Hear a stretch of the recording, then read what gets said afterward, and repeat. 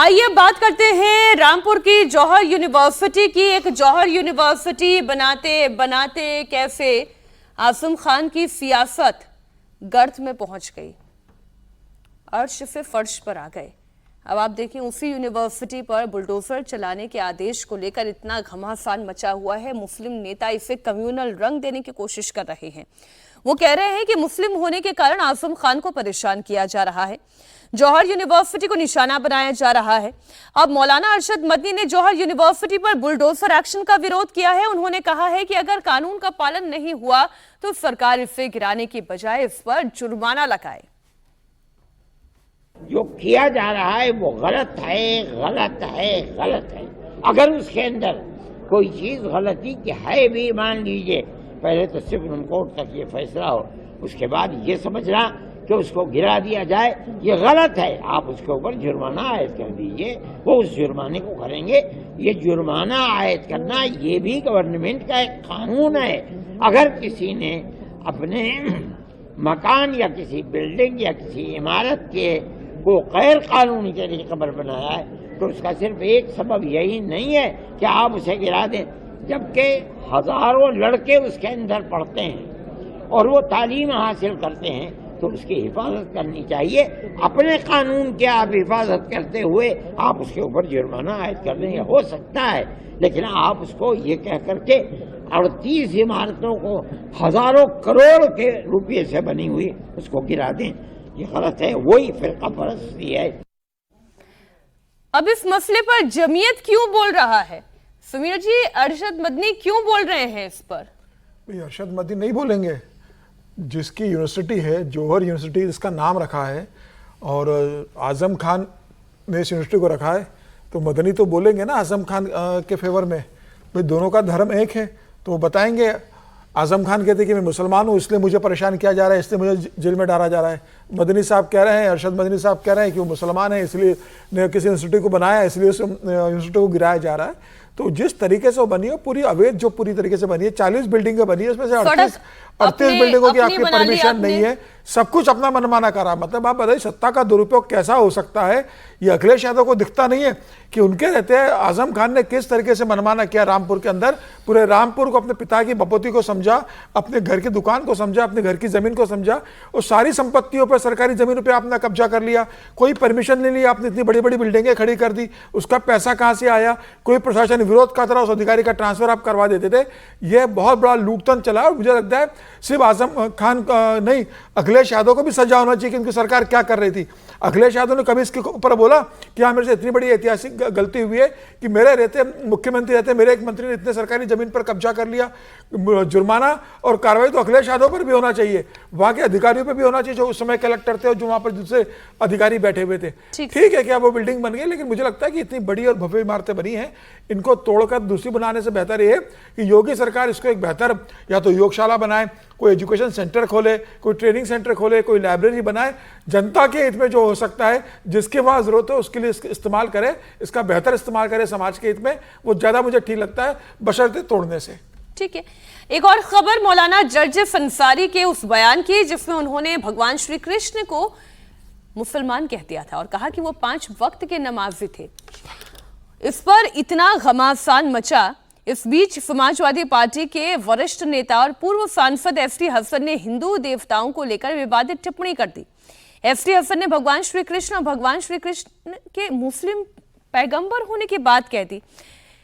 ये कहां से लेकर आते हैं इतना जिगरा, इतनी बेसर पैर की बात करने का? खैर, एसटी हसन ने मौलाना जर्जिस अंसारी के बयान का कैसे समर्थन किया वो आप सुने।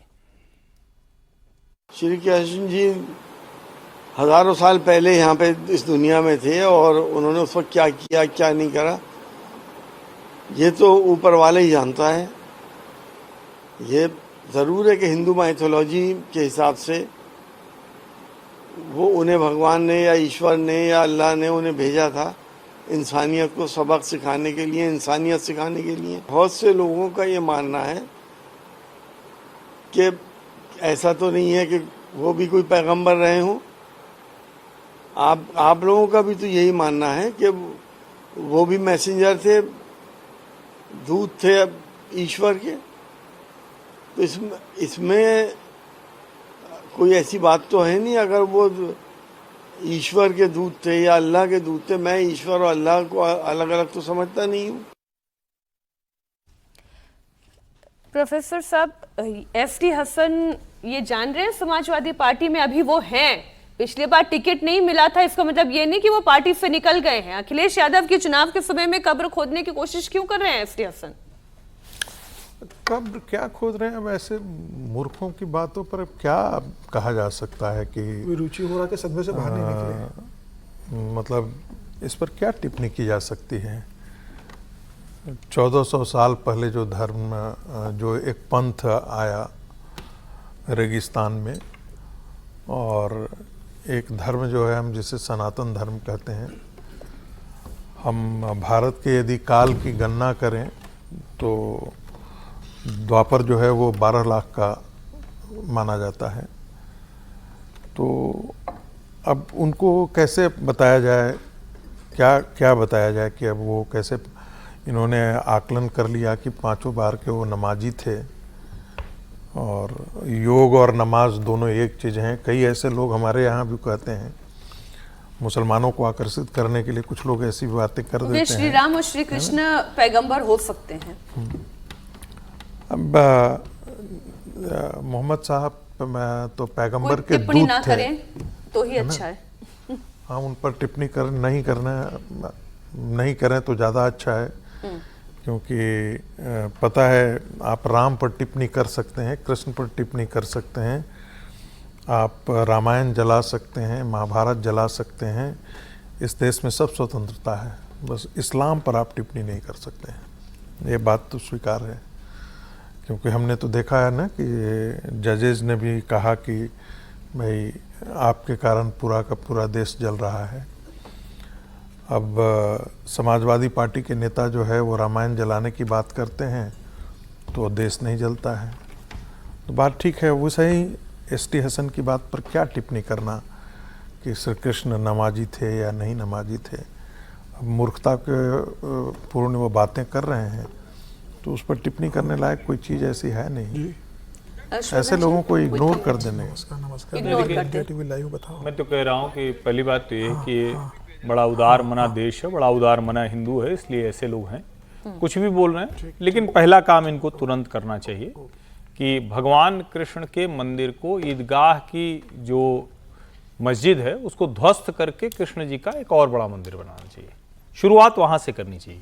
अगर ये कह रहे हैं भगवान कृष्ण के लिए कह रहे तो पहला काम यही करना चाहिए कि भगवान कृष्ण का घर, जिसको इन्होंने एक तरह से अवैध कब्जा कर रखा है, उसको पूरा खुल जाए। वो बगल में जो ईदगाह है जो साफ साफ दिखती है उसको ध्वस्त किया जाए, और जो अवैध कब्जा है वो पूरी तरह से हटाया जाए, और भगवान कृष्ण का भव्य दिव्य मंदिर बने, उसमें ये लोग भी शामिल हों।